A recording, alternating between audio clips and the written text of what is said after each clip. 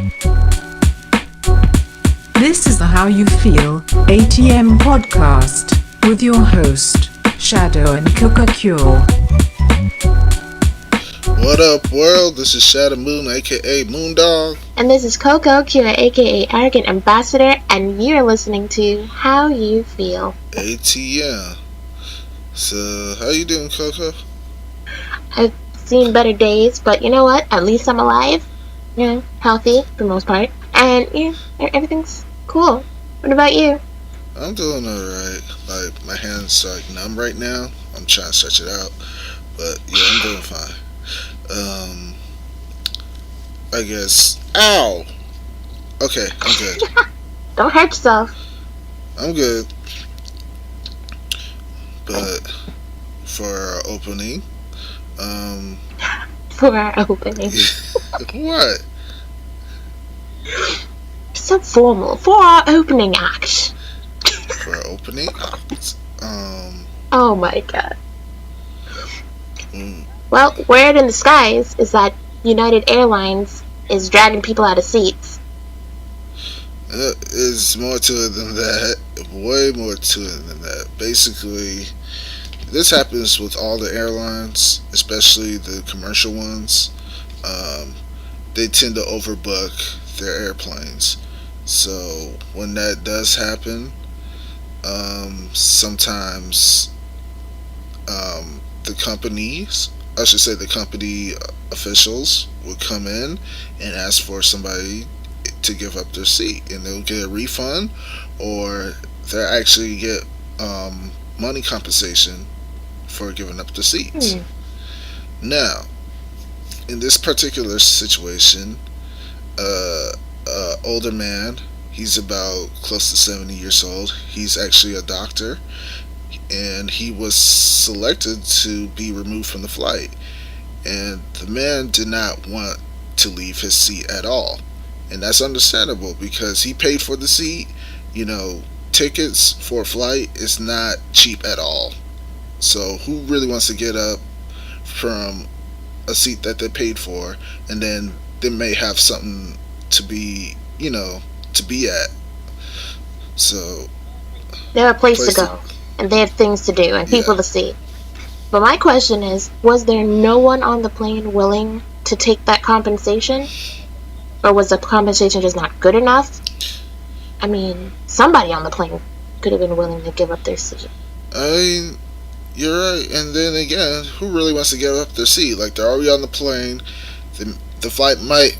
Nobody, but if you're going to get a substantial amount of money back, if you're going to get a free flight, because they're going to give you your money back and you get to go where you're going for free, or you get a little extra, more than what you paid for the seat itself. Everybody on that plane had someplace to go that important? I mean, you gotta really think about it too. Like, if you're on the plane, right, some people are coming off vacation, some people need to visit family members or whatever. You don't know what's going on, but it's like you're on the plane and you're about to go. You're on the plane, you're about to go. Why would you want to get up and wait, I don't know, another hour or two, depending on, how things are going? Why would you want to wait more time to get on another plane? You know what I'm saying? You would wait more time for that extra money. That's what you would wait more time for.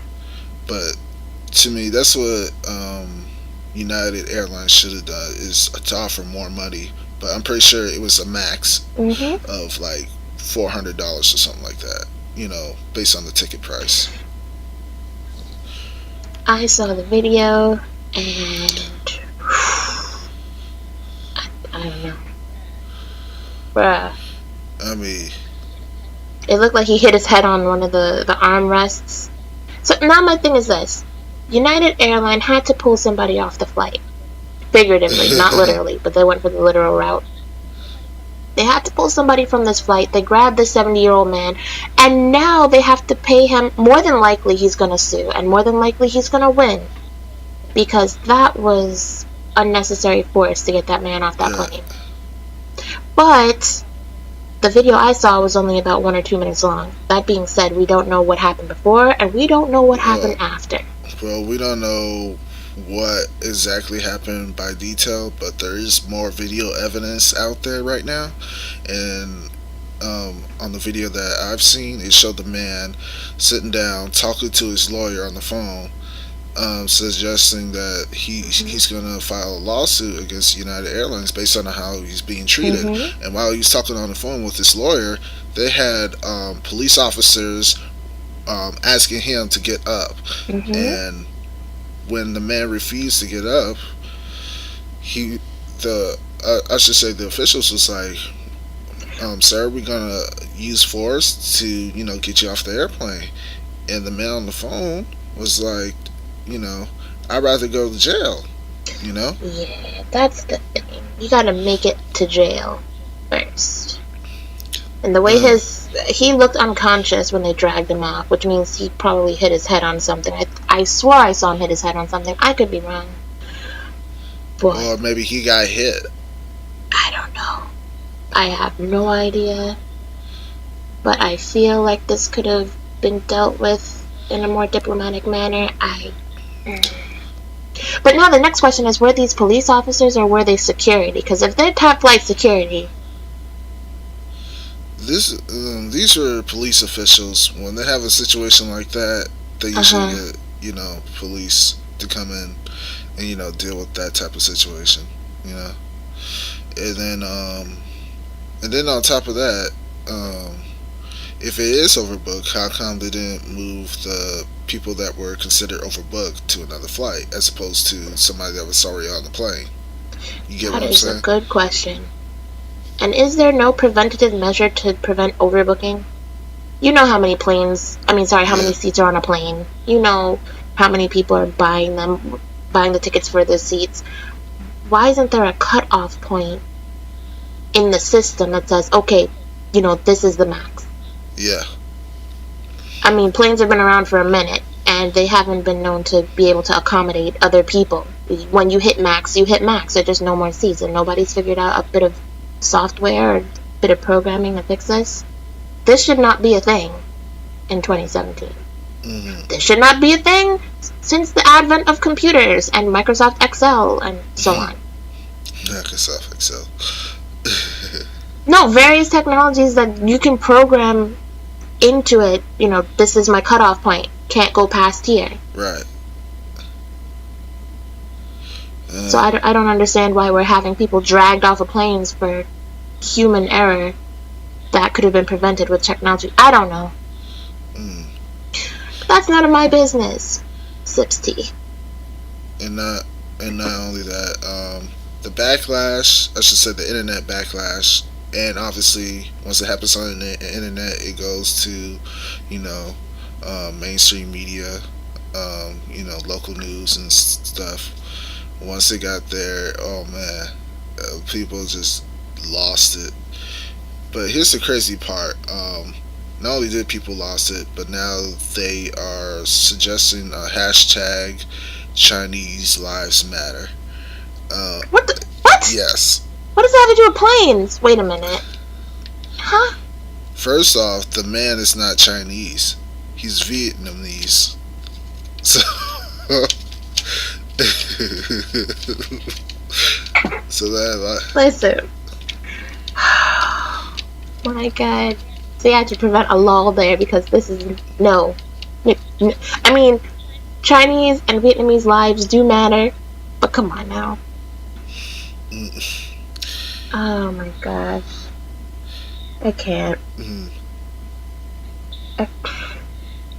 You know what? The internet has zero chill. Okay? No chill whatsoever. That's what this Chinese lives matter. I mean, if people want to start their own movement, cool, but just don't piggyback off of certain names or certain titles. It does look kind of odd. I'll just say that. I'm just saying. Asians in the air. What? You said don't piggyback off of the various movements. I agree. So I'm just trying to figure out another name. But that title's too crazy, and we're not racist. Like, No, I'm not being racist. I'm trying to figure out another title, especially because they assumed he was Chinese and he was Vietnamese. I know. So this way you cover all of your bases. Right. Like, Black Lives Matter is not African Lives Matter. It's not Black American Lives Matter. It's not West Indian Lives Matter. It's not, it covers all black people. So the Asians in the air would cover all Asians for air travel. No? Maybe? Okay. Now, next question is, if this was a woman in the seat, do you think she would have been manhandled this way by the officers? I think it was still what? They snatched that man out of his seat with the quickness. They said, yoink! Yeah, that was. I think it still would happen. I think the situation could have been worse if it was a woman. As crazy as it may sound, but that's how it is. Oh? How so? Because they feel like, usually, let's say this, typically your police officer is going to be male, white male, age 25 to 45. I should say 55, but and a woman, resisting arrest may piss off some of those officers because simply because she's a woman. Like, how dare you? You shouldn't even be on this plane. You should be in the kitchen. That was so sexist. What? You just said that they'd be upset that she's a resisting arrest based possibly solely on the fact that she's a woman. So it's like, how dare you be even on this plane, woman? You should be in the kitchen making sandwiches and bringing beer. What? I'm sorry, is that not how it goes? I'm just gonna do a little Yui around this topic real quick. As for women making sandwiches, I would like my gentleman to make me a sandwich. Is that so much to ask? You know what? Comment down below. Who should make the sandwich? We should put like a poll. You can actually put polls now on the YouTube. Yeah. Ooh! Yes, please. Yeah. I would very much like to have a poll for this particular question. Who should make the sandwich in the relationship? I think both people should make sandwiches. That's what I thought originally too. It's like, I'm gonna make a sandwich sometimes, you're gonna make the sandwich sometimes. We can have a sandwich off on occasion. Hashtag sandwich off, because we're about that life. Oh! Other thing. Instagram your favorite sandwich. That's another comment/Instagram thingy. But what? We should really talk about double standards, because double standards are getting more ridiculous by the day.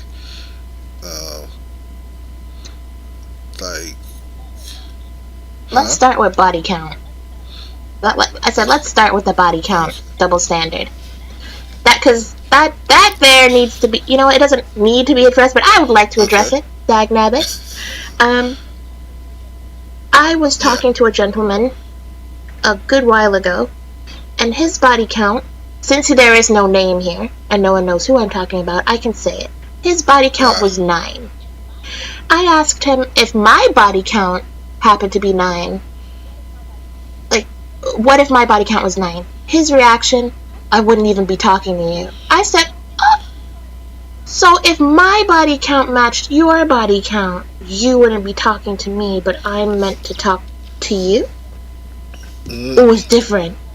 How, Sway? There is no difference, and it shouldn't be. But the reality is, we live in a patriarch society, and we're misogynistic towards women. So it's a damn shame that it's got to be that way. But it is what it is, and it's like I do feel like men in general, not every single man, but obviously men in general, feel like women should not not even this, not that they shouldn't have sex, but beyond that, I feel like men feel that women should not enjoy sex or be suggested anything when it comes to sexual desires and so on and so forth.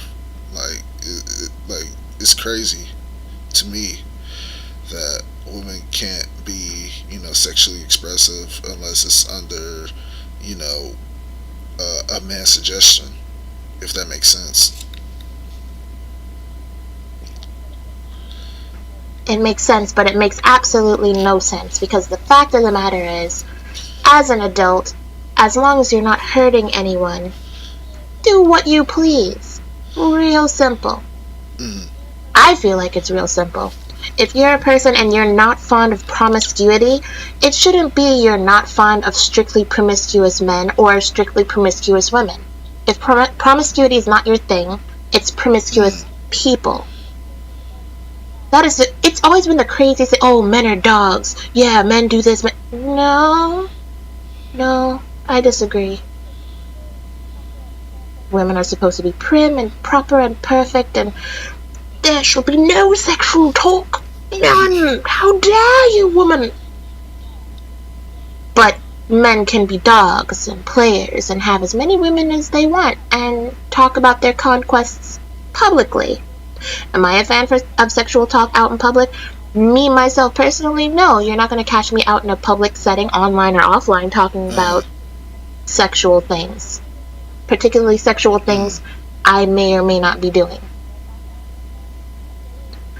Matter of fact, I remember a day in one of these chat rooms. The conversation was about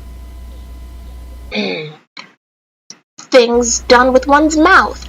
I want to say, but we're not. Well, that was the topic, and this guy jumped down my throat because he thought that I said that I never would or I never have or whatever it was. Anyway, his emphasis was, you have to do it. You don't have a choice.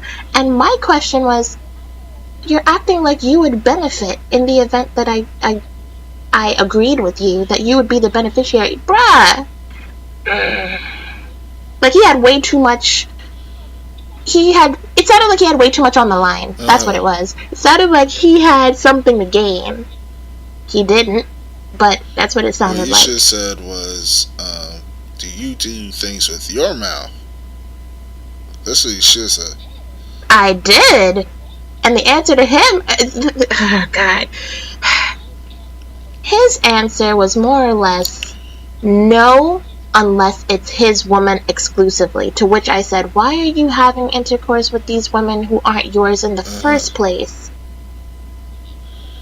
Like, someone that you're not gonna keep, someone that you're not you don't want to be with in the long term. Why would you?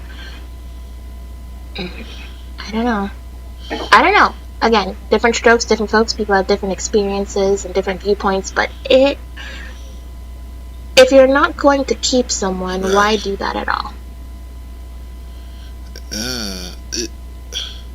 Comment down below. Explain, please, because we want to hear your views. Definitely. It's just like people are just flip floppy and just making rules for certain things. I just don't understand. It's like, you know, women getting paid less than men.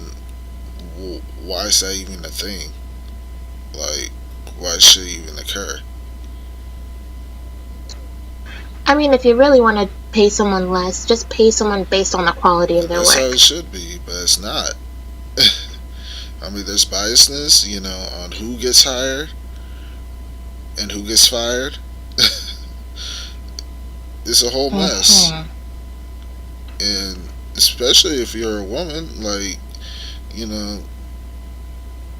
don't know. Like, I got a lot to say, but, right now I just cannot, think one thing and just say, that one thing. It's like my mind's going to different areas and different subjects right now. But, yeah.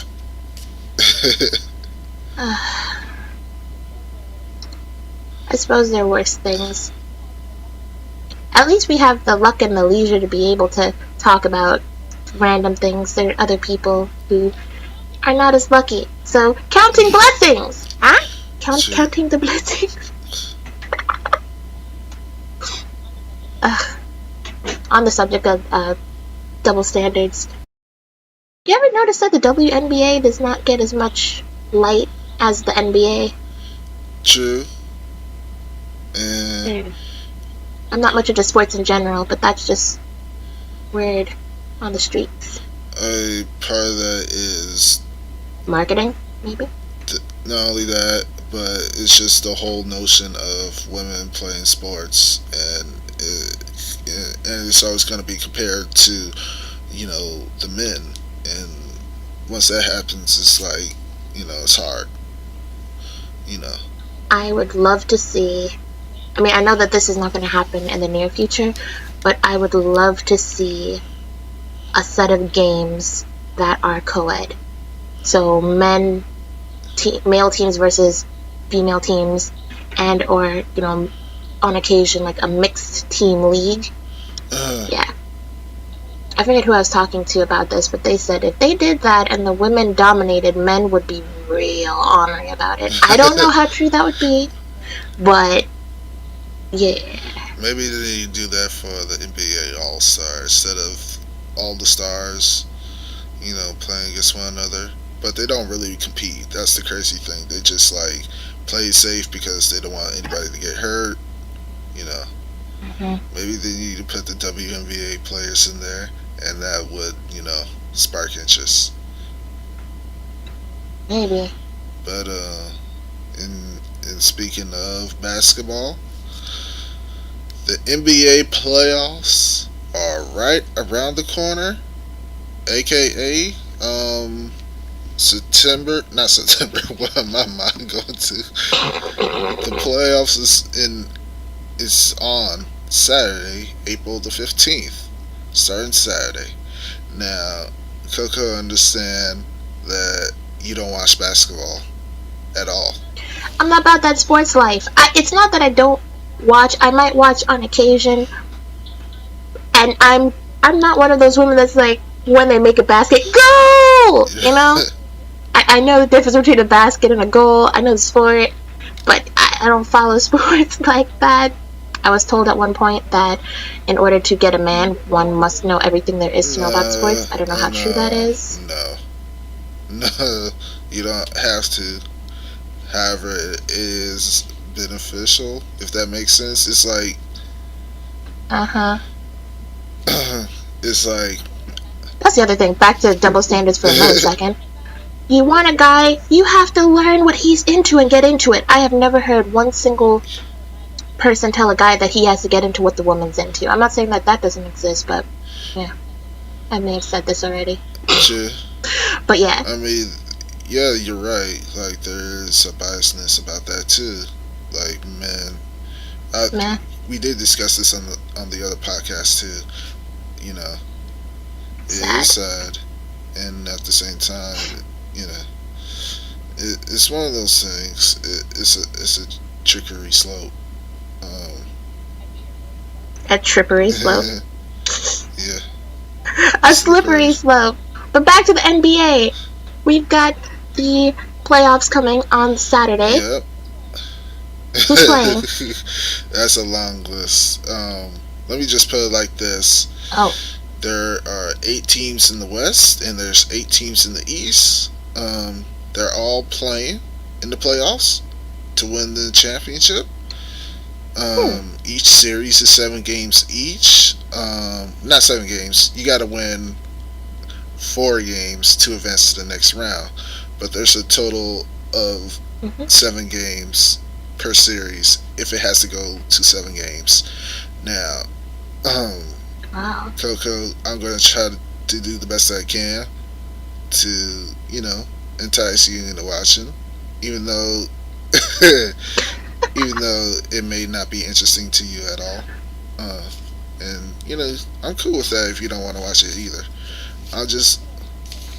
I like to learn new things. Yeah, I do. Well, I'll say this. A lot of people are speculating, I should say, are anticipating the Golden State Warriors and the Cleveland Cavaliers to make it to the finals for the 3rd season in a row. Think about that. Um, all these NBA teams play 82 games, but then the teams that make it to the playoffs, typically play up to, let's say, 18, 16, 18 games in the playoffs. So that's a lot of games. Hmm. That's a lot of Yeah, body conditioning. You have to be strong and full of stamina to do all of yeah, that. and that's why there was a whole controversy of NBA players resting, during the regular season, and people were really mad about that. NBA players are not machines. They are not robots. You can't just fill them with gas and watch them go. Bodies under severe amounts of stress result in problems.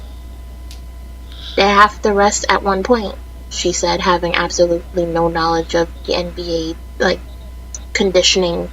Because I know you have to condition in Hmm. between games and before games in the spring, I think. But yeah, you have to eat right, and my hat goes off. Shout out to all the physical therapists and things that deal with all of these players and their injuries and, keeping them stretched out and iced down. And yeah, shout outs to you, because that It job must be is, so especially difficult. if you have a team that gets injured all the time, like not just one player, but maybe three or four of your starters. and he, I mean, especially trying to tell grown men what to do. Like, you can't do this. If you do this, it's going to impede your healing. You can't. I'm a grown man. I'm gonna do what I want. Okay. you're good. What? You ain't my mama. Shut up. Right. You ain't my daddy. Go to bed. One of And those. I will say this: when it comes to the playoffs, not only do teams got to be cohesive and have that chemistry and make the right plays, but health is important. A lot of Mm. times, you know, Yep. championships can be lost by somebody getting injured. Like for example, Isaiah Thomas, way back in the late '80s, early '90s. Um, Isaiah got hurt and he ended up losing the game, and the Lakers ended up winning the Oh championship. no. So health is very important, and things have happened. In these past two NBA finals, like Kyrie ended up getting hurt, Steph Curry ended up getting hurt, Kevin Love ended up getting hurt, Oh um, no. Andrew Bogut ended up getting hurt, and that like totally changed the complexion of both of the NBA finals these past 2 years. So it makes you wonder what's going to happen this year. A lot of people saying the Warriors and the Cavs are going to make it, but it's not always guaranteed.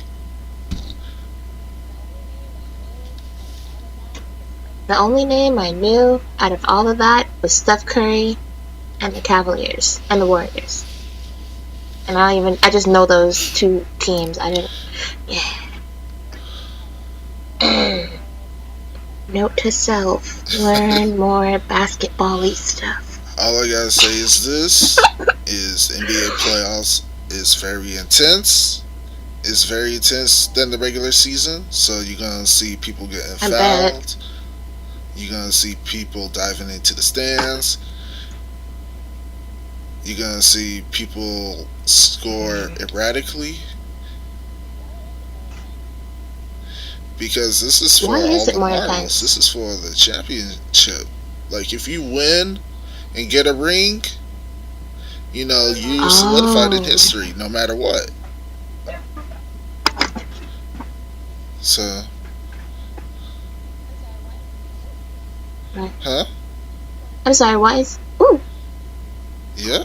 So it's for the championship.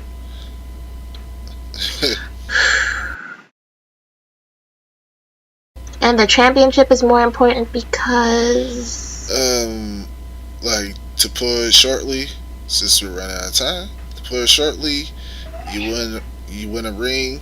Not only does it Not only Oh, does it solidifies you as a good player and a good team, but it brings in revenue to the team, to the that's what it organization, is. to the city.